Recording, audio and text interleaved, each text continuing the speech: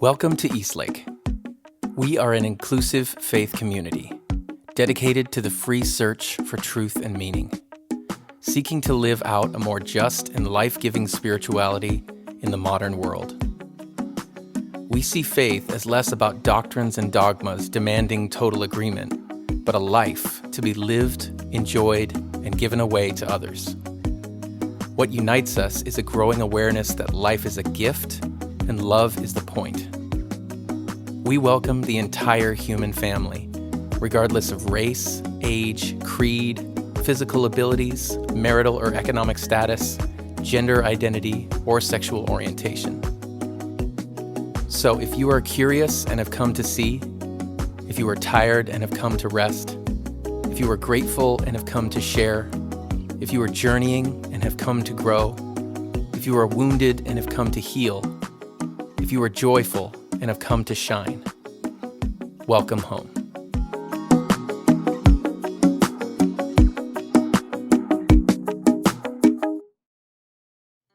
Today, Kristen Burchinal talks with Peter Gadd as we begin our new series, Evolving Faith, Personal Stories of Spiritual Transformation. Please check the description for links to our quarterly Spotify playlist and guided meditation.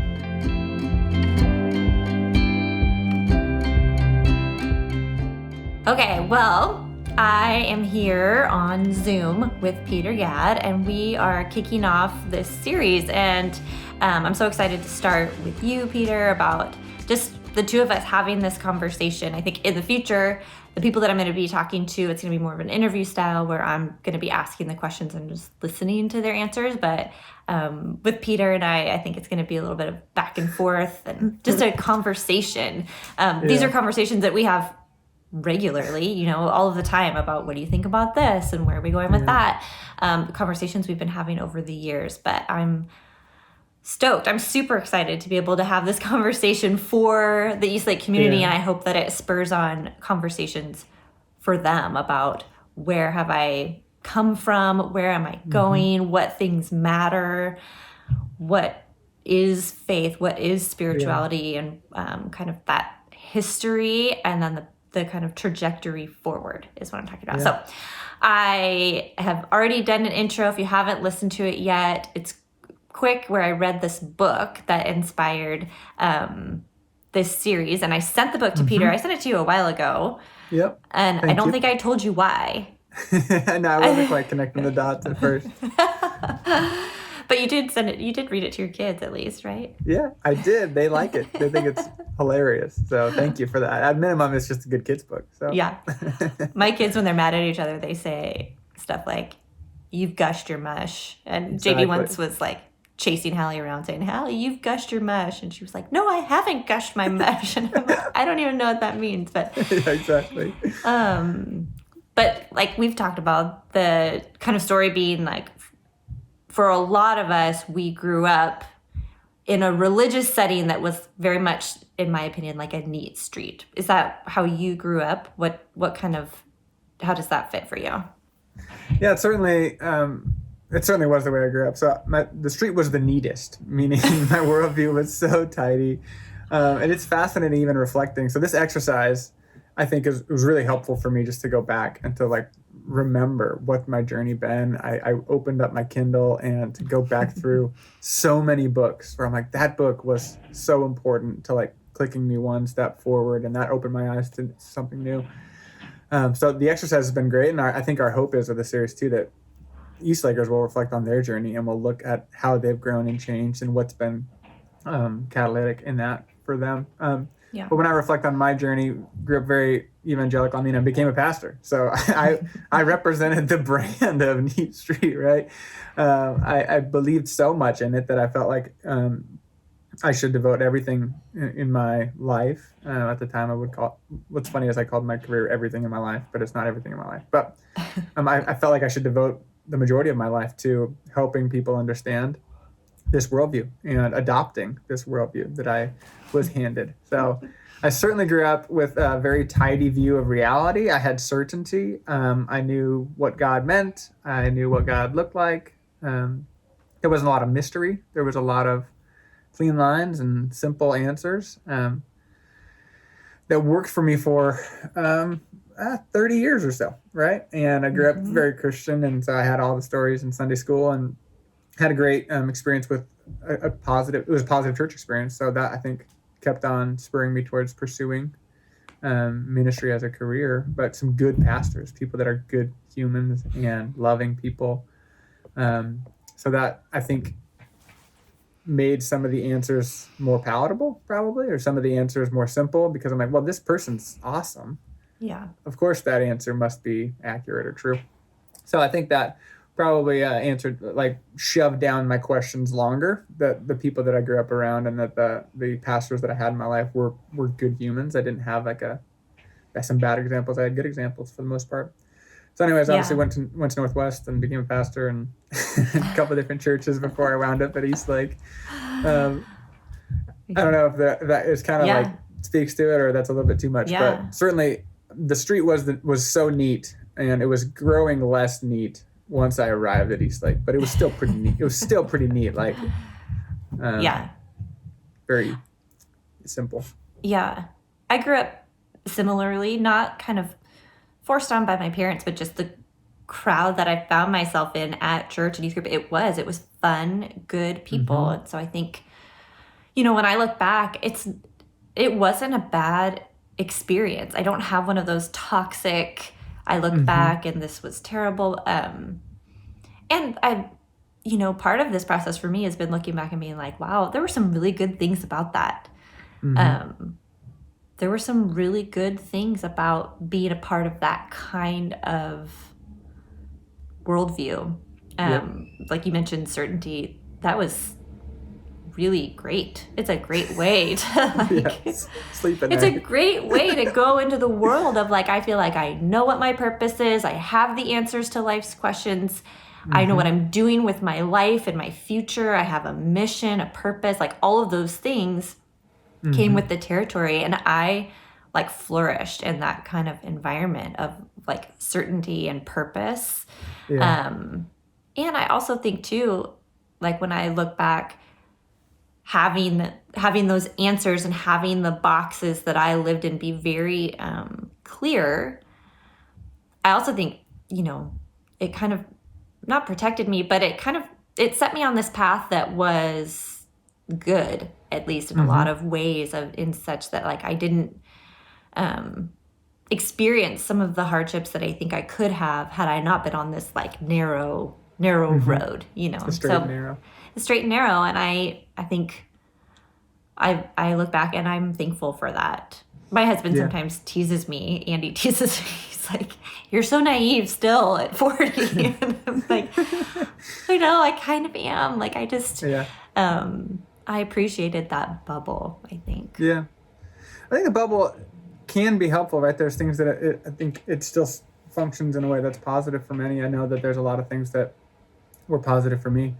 My upbringing, Christianity, did elevate love, and it did elevate being forgiveness, and it elevated letting go of hurt. It elevated all sorts of things that I think are positive.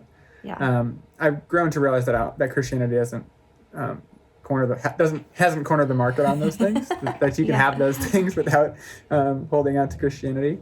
But it did set those into me as values. They highlighted those as values for me and showed me the benefit of those, which I think was really critical. I think even a sense of morality, that there is right and wrong, and that there's good choices, and there's choices that will lead to thriving in my life, and choices that will lead to challenge. That's stuff I'm teaching my kids, right? That choices have consequence. It's important. I think there's sometimes there was too much fear as I reflect. Way too much fear on, eternal damnation for some of those choices. I think that's what I was just thinking when you were talking about, I had those too, but the motivation for them was really off. I think I was learning to forgive people because I was scared if I didn't. Right. If I didn't follow these sort of things, it was definitely, the motivation was fear and not actual beneficial love flourishing in the world. Yeah, 100% agree. So I don't think, like I said, I don't think it has the corner on it, and I don't think it's the purest form of love. I think sometimes it feels a little manipulative when I reflect. I'm like, that's a weird way to get me to just be kind and loving, like threaten me with eternal damnation. Like you could just say forgiveness is good. It's better than resentment. Yeah. But all that said, that's been my journey to like let go of some of that, my own resentment, and look back on what are the things that I did serve me well in. So. Okay, so in the book, there's the seagull that drops a can of paint. And that becomes like the moment where the guy is like looking at his house and he's like, I'm not sure I really like have looked at it and seen it this way before. Mm-hmm. Yeah. And so I'm curious, like, what were some moments along the way for you where you were like, like things that stick out of like, oh, I don't think I've looked at it that way before. I don't think I've heard it that way before. Or like, what were some of those for you? Yeah, I think I see a stark difference for me in my journey from before Eastlake and after Eastlake, meaning being employed at Eastlake. So 2011, I got hired at Eastlake. We were at we're in Montevilla, right? Big church. But what was unique about that time too is I just turned 25, so 26. I was just finishing my master's, and I like felt like this sense of my brain was like functioned differently. Like, so when I heard questions in my previous life previous to Eastlake, I would just kind of like say the answers, and the questions wouldn't mess with me. They wouldn't I didn't have anxiety over the questions. The questions weren't like, that really is like, I need to wrestle with that. I had really simple binary answers, right? Like I knew the answers and I memerized the answers, and the answers were fine for me. Isn't that funny? I felt that way at age 18. I know. There's a stunting. I think there's a stunting of development a little bit, I think, for me as I look back. Like 25 is pretty late to start questioning, I think. Well, no, I'm not saying I was questioning. I'm saying at age 18, I felt like I had all of the answers. And I'm wondering, like, what part of me didn't question, like, there's probably other wisdom in the world. I look back at that and I get a little bit embarrassed about my arrogance as a teenager. Yeah. No, I agree. I am embarrassed about your arrogance too. I'm kidding. I feel similarly. Thank you. I'm teasing. I feel similarly, right? I think, the worldview has the answers, right? So to not have those answers is to doubt, and to doubt is to risk not living up to what's expected. So I don't think that's uncommon. You're such a good rule follower, right? And I was too, right? Like, I was a rule follower. I just wanted to get approval and be the best Christian. I'm an achiever too, so I'm gonna be the best. Well, I'm gonna go lead a church. I'm gonna be the best ever, So I think when I reflect on what was critical, I think my brain being done growing and becoming an adult, it clicked into a software update, I think, of just being able to realize that things are more complex and my simple answers aren't sufficient. So I think that was important. Coming to Eastlake was very important. At a low level, it just started unraveling my theology. And I grew up in a denomination that was different than Eastlake. So even just that move of, I'm not going to be a part of that denomination anymore. I'm going to go to this non-denominational church at the time was rebellious. It feels silly now, but admitting it feels really appropriate now, actually. Yeah. It feels like rebellious does feel a little more appropriate now than then. Yeah, no, certainly. But I think that that decision is an example of admitting, hey, there's more, you can be Christian and do it differently. There's, and that was the beginning. And then he's obviously open up. I started learning through my experience at Eastlake, that there's a lot of different forms of Christianity. That my version of Christianity is just one small version and it's there's been lots of people throughout human history that have called themselves Christian that hold different beliefs. They hold it differently. They don't think like I think. They have different, views on the Bible. All those things started at Eastlake. The biggest for me though was inclusion. That's 2015 when Eastlake made their public statement of inclusion for individuals in the LGBT plus community. a statement of affirmation there. And I think for me, that journey of, I had to read, and like I mentioned, going through my Kindle, I had so many books on those topics and so many books related to like, what do we do with these 7 verses? And that journey that like I had to go through, and reading those verses and knowing where those verses are in the Bible, and then looking at what scholars are saying, like it was like one of the biggest revelation points. And I remember distinctly going through that process, going through these different books, and like being done with one of the books and being like, okay, oh no, there are brilliant humans that speak Greek, that know what was actually written on an animal skin 2,000 years ago. And there are people on both sides. There are people who say that it means this and people who say that it means this. And I'm like, I'm just a 28-year-old from Pasco. I don't speak Greek. I'm never planning on speaking Greek. And I'm just supposed to like pick which side with certainty. Like I can no longer hold this with a place of certainty. There's people that are much smarter than me that hold differing views. And it was like this awakening of, I don't think, at the time I was like, still had a very Christian view, right? There's a God in heaven, God's going to judge me. I no longer hold that. But it was like this awakening to realize I'm not afraid of getting to heaven.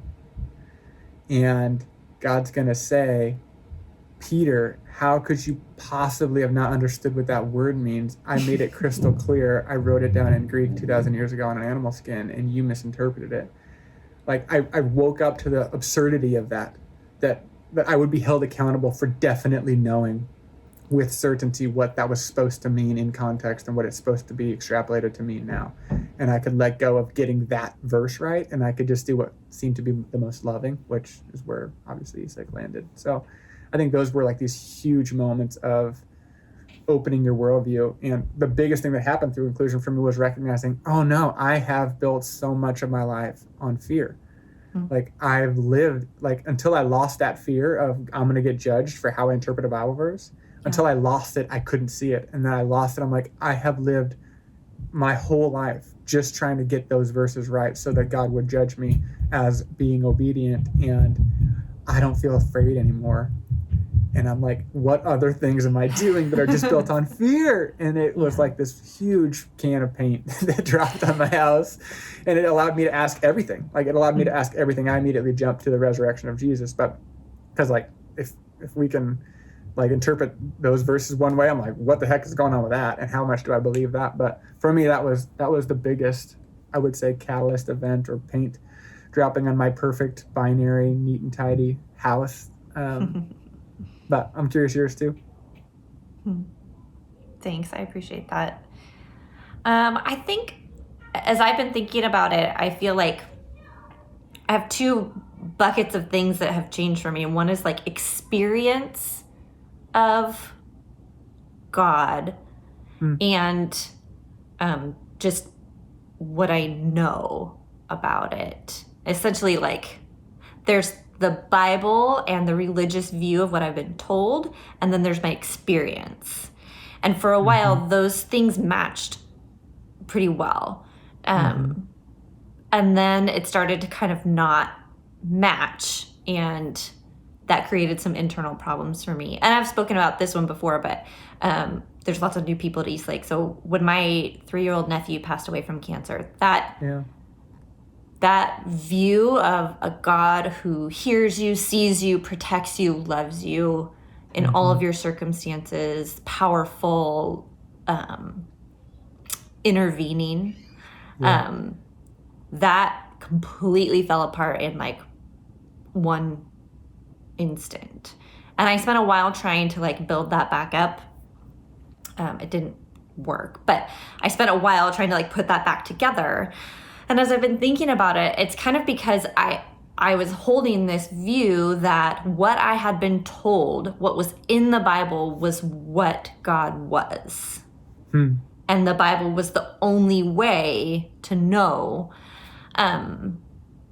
So the Bible is essentially kind of my biggest hurdle in this whole process. And for me, some of those because of that first kind of like jolt of life of like, this is not how I thought it worked out. Then, you know, coming to Eastlake after that and being on staff and now kind of going down this road of inclusion and all of that, I was reading. We read a lot of books. Yeah. And I too kind of thought back to which were the ones that I remember still. And there was this moment where I was on vacation sitting by a pool, and I was reading Making Sense of the Bible, I think by Hamilton. Is that what it is? Mm-hmm. Yeah. Hamilton, yep. Adam Hamilton. Great. It was such a good book for where I was at that time. And there was this little portion about it where he talks about Paul writing, I think I don't know where it is anymore. 2 Timothy, where it says all scripture is God-breathed and useful for teaching and rebuking in righteousness and all of those things, that verse. You nailed it. You just pulled that out of the memory file. And he writes in the book, when Paul writes all scripture, what is he referring to? And he goes on to write, certainly not the letter that he was currently writing to a friend or a church, and not the ones that had yet to be written. And I remember sitting by this pool and being like, oh my gosh.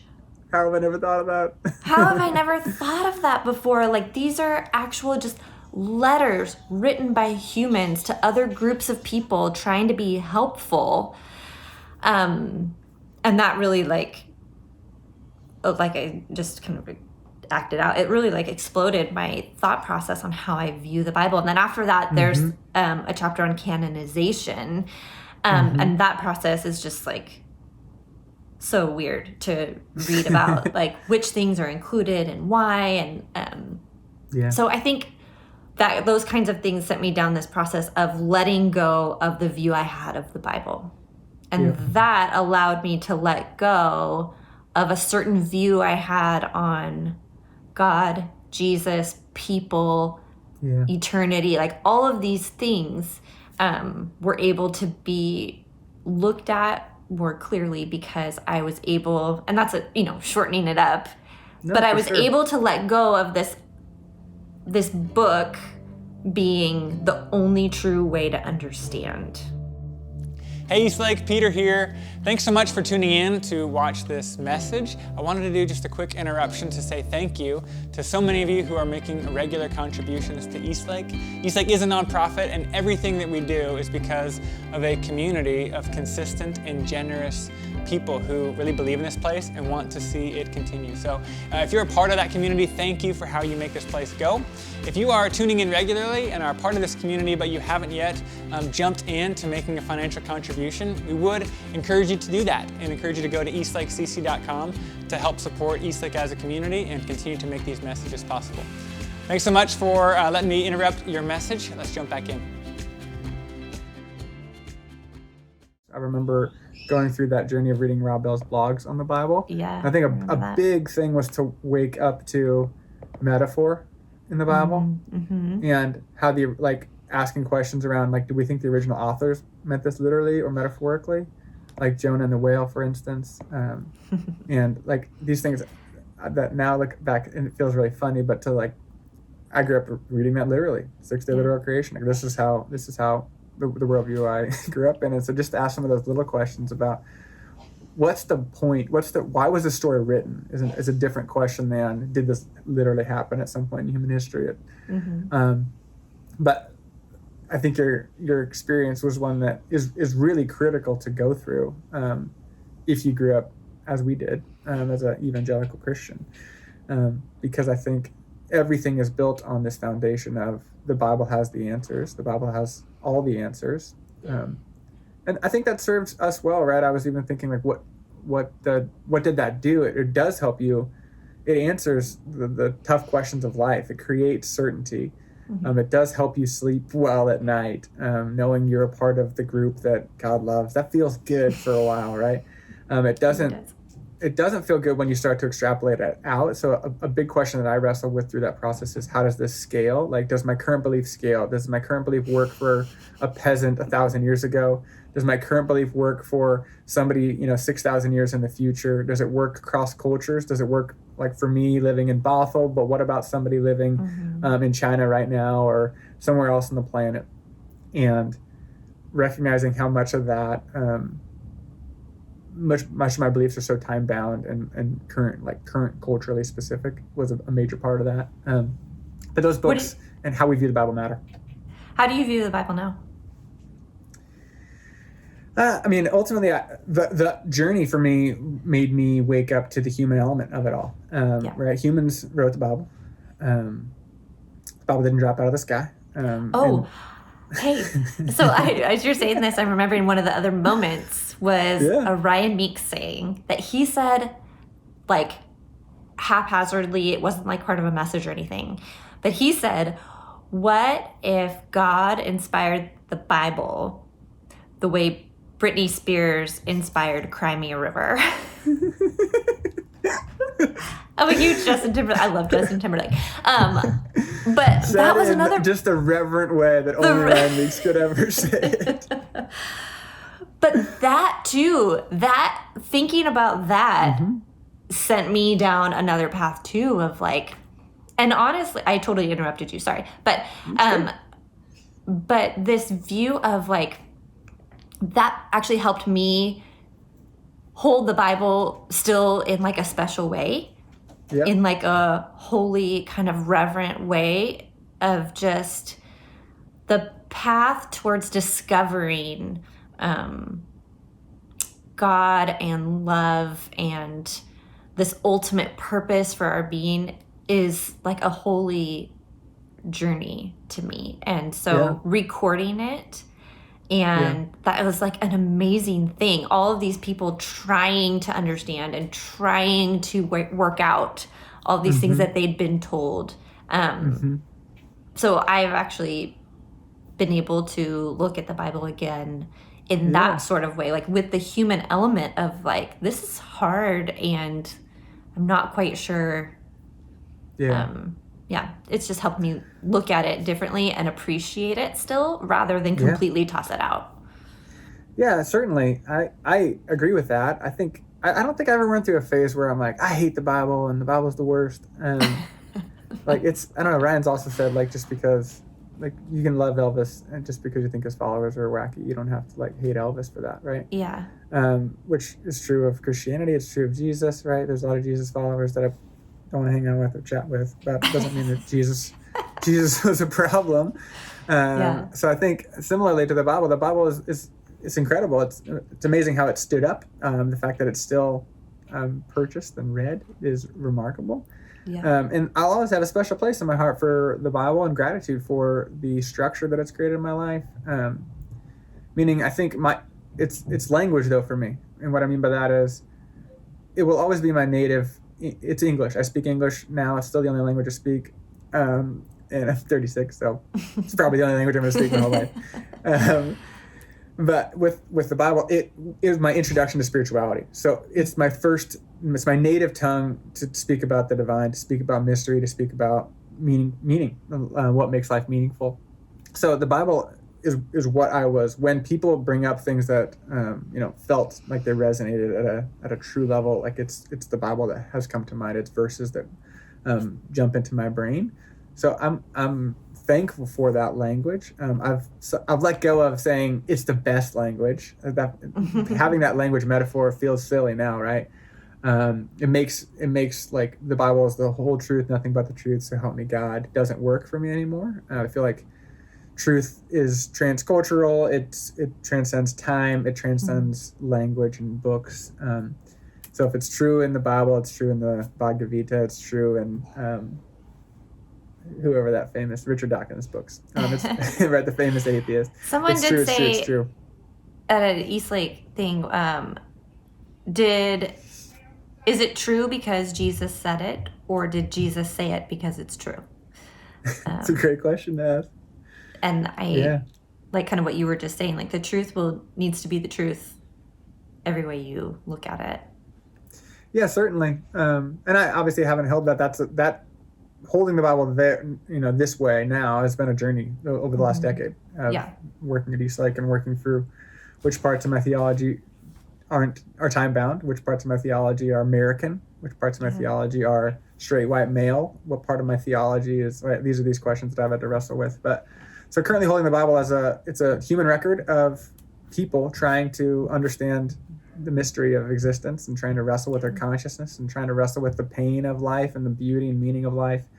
It's a record of their experiences trying to connect to the divine. And some of it holds up and some of it feels super time bound and kind of irrelevant now, but some of it holds up, and those things still resonate with me.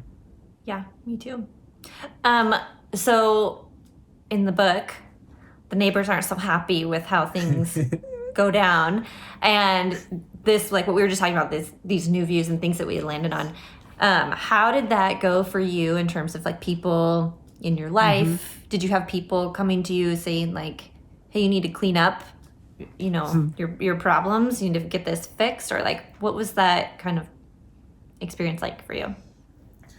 Yeah, I think I felt thankful throughout the journey. I haven't felt ostracized for my thoughts. I've probably been more judgmental of myself than I think other people have been. I think the first relationship that matters the most in terms of how they've responded has been Brittany, my wife. We've been married since 2006, so 14 years. And I was hopeful. Like I remember, like we have had fights, right, and discussions throughout our marriage. Like early in marriage, I was like, she was like, I don't want you to be like Pastor Peter around me. I want you to be a human. And like, I never grew up wanting to marry a pastor. So like, we can be friends and we should be partners, but like, don't try to pastor me. And like, I think I asked her like, I told her she should read her Bible more, like in like year 1 or 2 of our marriage. And that went over so well that I've never said it again, only just to make fun of me for how stupid it was to say. So that comment, I think, prompted the don't be my pastor. So I've always had this, like, early in our marriage, I had like this view of maybe she wasn't as Christian as me, and like I could like help her mature. And through my journey, again, just to be clear, like these are what 21-year-olds say, and I want to just formally apologize for all the arrogance that's built into those statements. The journey through, letting go of these beliefs, changing your theology. I was chatting with Ryan the other day too. Some people call it an awakening. He's like, that's the most arrogant phrase ever. It's a humiliation. This process of letting go of your beliefs, because you have to look back on all the stupid comments you've said to people. And so I'm so grateful for Brittany's grace. And through my journey of like letting go of some of my theology or worldview that I think is unhelpful or unloving, I have brought that up with her with maybe some apprehension of maybe she wouldn't be on board, or maybe she would feel like my thoughts were uncomfortable or not Christian enough or not in alignment with her worldview. And I've kind of been amazed at how, I've been catching up to you. I've been catching up to where you've been. You've been more inclusive than me this whole time. I've been judging that as not Christian enough, and I've recognized that I've been catching up. I needed to grow into more comfort with your level of openness. So I think the first piece that was critical to my journey, had Brittany been in a different place, I'm scared or nervous to know like how much would I have not changed. I wouldn't have evolved as much had Brittany not been comfortable with that and on that journey with me. Yeah. I have gone through, I think, I go back and forth on like how much to share with people, because I don't want my changes to hurt others. Like for family or people that I'm connected to that don't hold my worldview, hold a different view of the Bible, a different view of God, Christianity. Sharing is something I want to do, but I also find myself still being like kind of approaching belief like even as I was raised to, right? So I have the truth and I've converted to a new truth, and now anybody who doesn't think like me is an idiot. So I've had to fight judging people who hold beliefs I held 2 years ago. I think sometimes the more vocal those beliefs are, or the more those are around you, sometimes I think they're triggering, or at least they have been for me. They remind me of beliefs I no longer hold, and so they're more like I get more passionate about them. So But the headline is Brittany's helped me evolve. And I think the other piece is even with family or friends who have more a different perspective on God or maybe a more traditional view of Christianity, I've been met with a lot of love, and I haven't had too many conversations, at least the longer that I've been in my perspective, that are trying to win me back or trying to convert me back, unravel my evolution, which I've been thankful for. Good. Yeah, when I think about it, there were some like uncomfortable conversations. We had lots of them with Eastlakers, which I consider to be kind of part of the job. And I didn't. They weren't usually directed towards me. They were directed like towards Eastlake. People were asking questions about what does Eastlake think, what does Ryan think, what is they weren't like, Kristen, I'm worried about you. I did have some of those in like my personal life, but most of them were always, from a place I could tell from a place of love. And honestly, if I still held the beliefs that I did hold before, I would be concerned for me too. And so I looked at those conversations as these people really do just like care and love me. And so I have found that I now kind of cater my language about what I think depending on who I'm talking to. And I can talk about what I currently think and use language that is more comfortable for people. Because I don't think that they're wrong for believing what they believe. And I don't know if, I think I've said that before. I don't know if it's like a cop out or just trying to make things easier, or if it's loving to just try to let people know like, I'm okay. And I can speak the words and the language that makes sense to you, in a way that doesn't dishonor where I'm currently at. So yeah, I feel lucky that I didn't have like people really like threaten to disown me or break off friendships or anything like that. I know some people have when they've gone through these kinds of, changes or transformations, and I'm really thankful I didn't have that. Yeah, I think we've certainly heard a lot of those, at least a handful of examples of people who've had to choose, like you're either you have this worldview or you're not in a relationship with me. That we've heard those horror stories. And those are real for people. It seems that on the whole, that's less common than it is common. It's like it creates tension for people.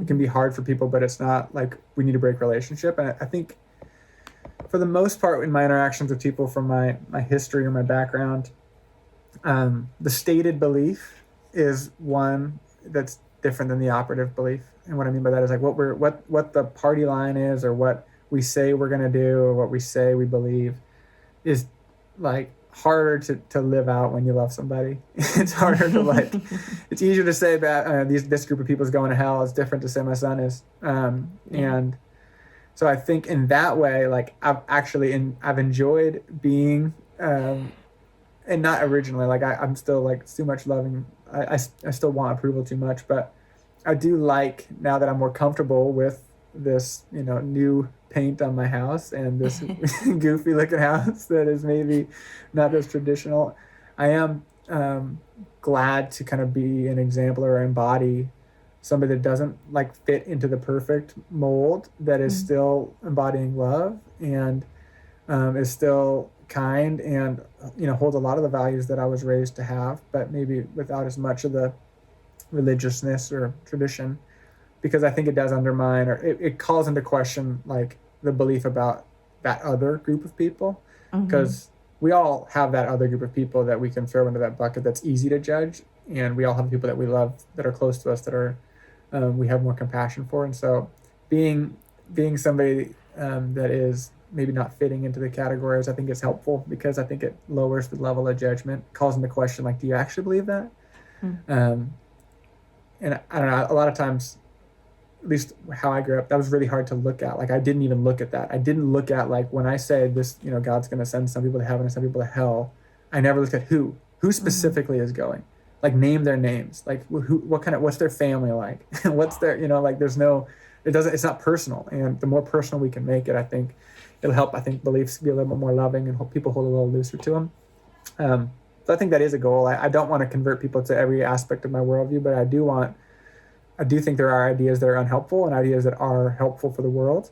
And I think an exclusive worldview that requires you to think like me or God's going to torture you is an unhelpful idea. I'd like to undermine that. I want to love people out of that worldview. Yeah. And so I think I'm still passionate about that type of change in the world and that type of change happening in people that I'm connected to. That makes sense to try to help let go of those exclusive kind of fundamentalist ideas. I'm not convinced that like a direct, aggressive conversation is the path at all.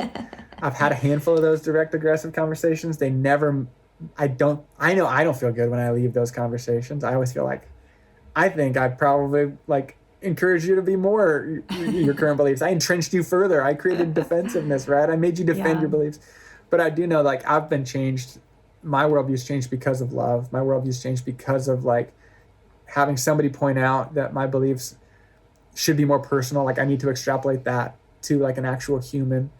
And because people who I loved held a different view than me. And I'm like, that's a good idea. And what if it's true, right? And so I'm trying to just live that way and let love erode unhealthy belief more so than my logic and argue, my winsome argument, argue somebody into a new worldview. So you mentioned like the crazy house. What does it look like for you now? Like tangibly, like when you think of faith or spirituality or whatever that part is of you, I mean, we say everything is spiritual, but what does it look like for you on a daily basis? Like what has replaced the way you used to think or view things? Yeah. Sorry if you hear my daughter crying. It's okay. I know, it's great. This is the world now, Zoom world, I know. I think a couple things. So that the reconstruction process is important. It's really hard to lose for me, it was hard to lose the Bible because it created all sorts of questions. It creates an existential crisis. So you need something to backfill, like, why am I here? What's the purpose of life? What brings meaning? I've really felt like, for me personally, I found a lot of solace, or I was helped by Michael Dowd's work. And one of the things he talks about in his book, Thank God for Evolution, is that humans need a couple things, three things. We need to accept our past, to become like even grateful for our past, like to be able to reframe our past, which is definitely something that is like built into human psychology too. My wife's in her master's program for counseling psychology, and so much of that is built on being able to reframe my story and to arrive at a place of gratitude. So gratitude for my past. So all the things that I like look back on with shame, embarrassment, and sadness, like I need to become great. I need to learn to reframe those until I'm grateful for them. And then I need inspiration for today, meaning I need something that gets me up in the morning, like filled with a level of inspiration and joy for the challenges of the day, because today brings challenges in 2020 more so than ever. And then I need hope for the future. So those three things: I need acceptance or gratitude for my past, inspiration for today, and hope for the future. And that was really helpful for me from a framework perspective. That was Michael Dowd? Yeah, that's Michael Dowd. Yeah. Okay. And you were always a Michael Dowd. I did. I loved it. Well, I read the book, and I think for those of you that, some people resonate, some people don't with some of his work. But for me, I started wrestling with all the questions of science and all the questions of like, how did we get here? And like, I had to embrace an evolutionary worldview, right? If God didn't create us in 6 days, 6,000 years ago, I never really believed that. But if that didn't happen, like I needed to like really dive into the science of how do we arrive here? How do we arrive at consciousness? And like what makes a life meaningful? And so those things were really helpful for me, because I had a lot of my history that I needed to come to a place of gratitude for, because I had some shame and some like embarrassment. And I stood on a stage and told people things. I got coffee with people and told them that they shouldn't be doing things that I'm like, I shouldn't have said that. That was like, I disagree with that. So like I had to deal with some of my shame. And then I think that the second part, right, without a Christian worldview, or a biblical worldview, like what is the hope for the future, right? If Jesus isn't coming back to save everything and make it all right, what is my new my new hope for the future. So I've had to think through that. The simplest kind of place that I've arrived at is that I've really attached to this idea of like what makes life meaningful, and asking those questions and thinking through that. And it boils down to love. So to give love and to receive love is what makes life meaningful. Throughout every culture, throughout every religion, throughout like non-religion, religion, every worldview, like giving and receiving love is what makes life meaningful. So that for me is what is my inspiration or my hope for the future. And like, what am I living for? I'm living to fill the world with love. I do that in my marriage. I do that in my parenting.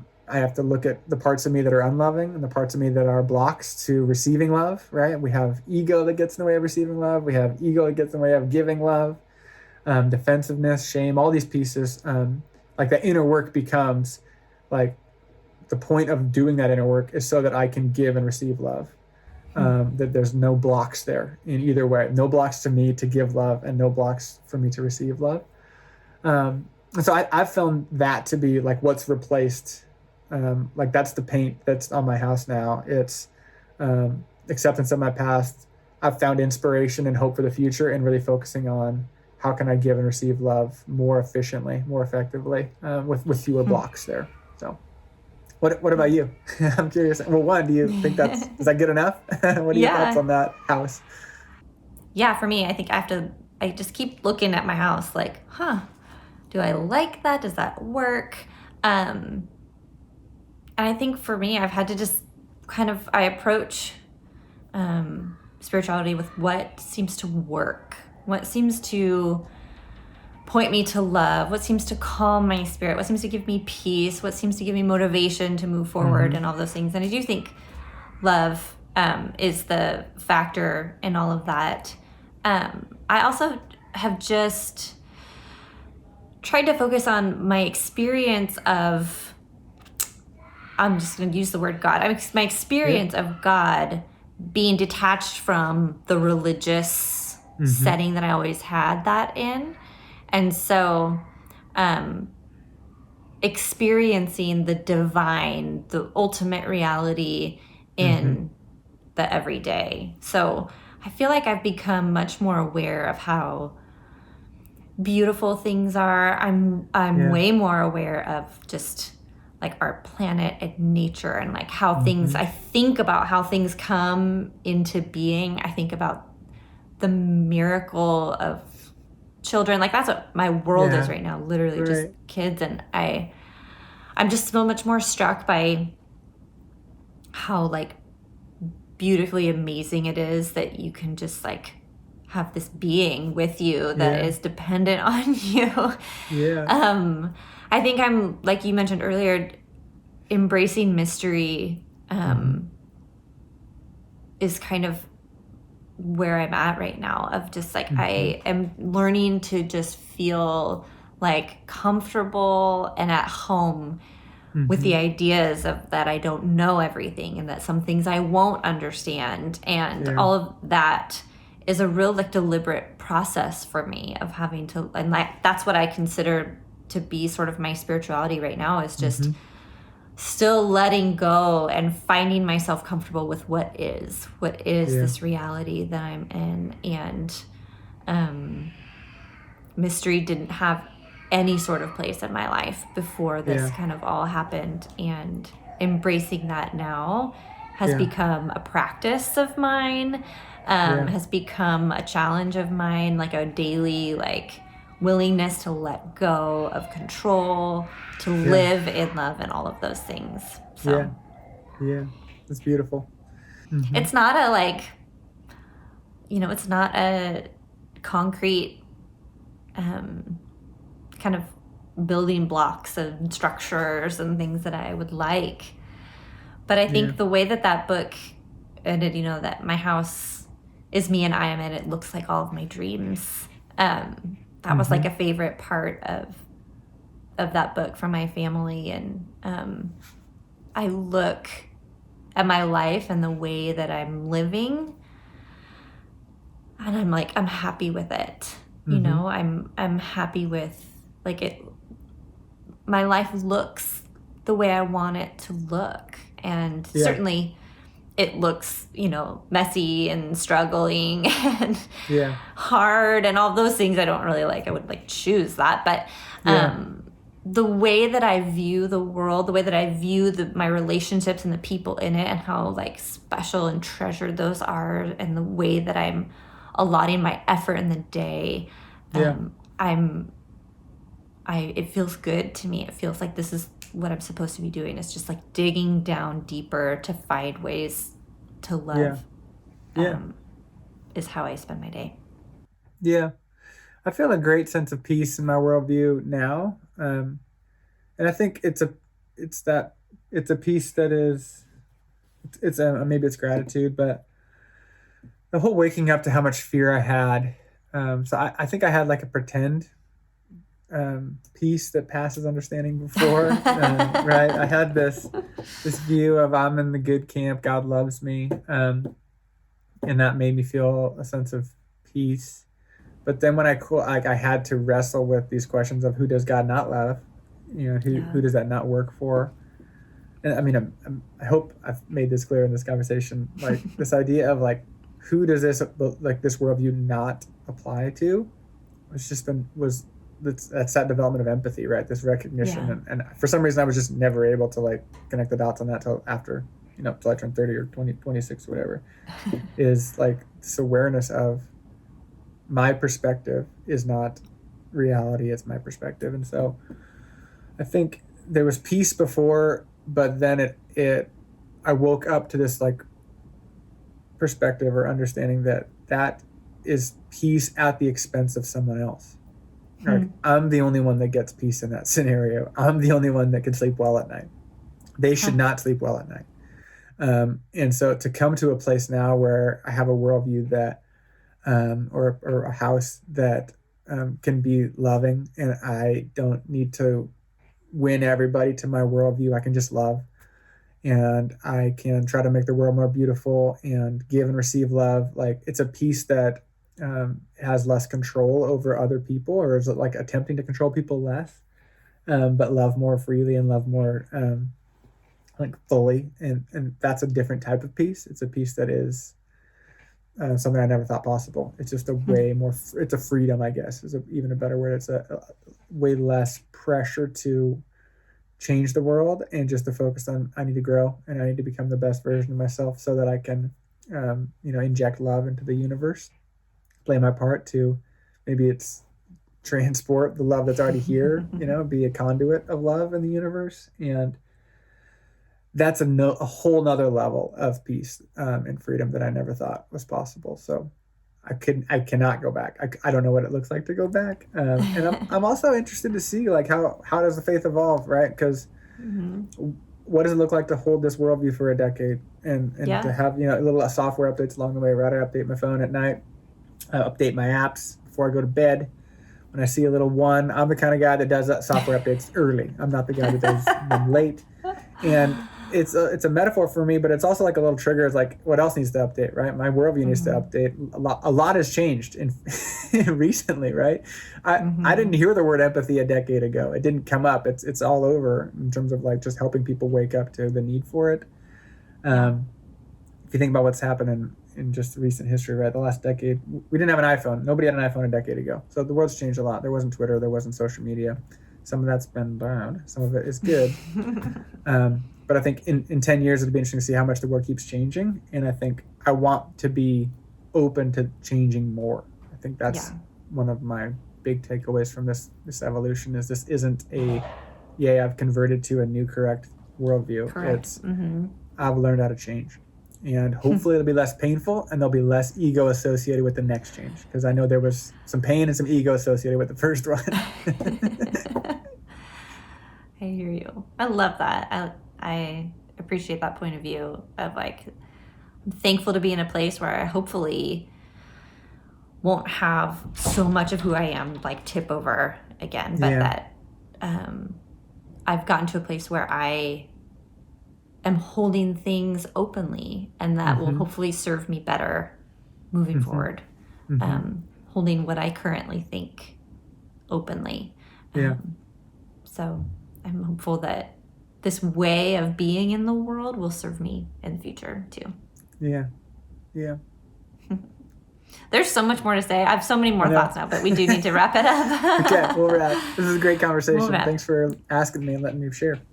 Yeah, thanks for looking back and being a part of my journey too. I'm thankful for you, and I'm excited to have more conversations with people on what has this process been like and what does it look like now. So thanks for your time, Peter.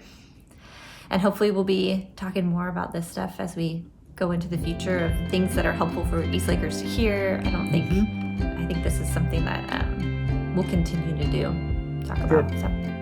Good. All right. Thanks, guys, for listening, and we will see you next time. This is where we've grown. Don't forget how far we've come. Remember.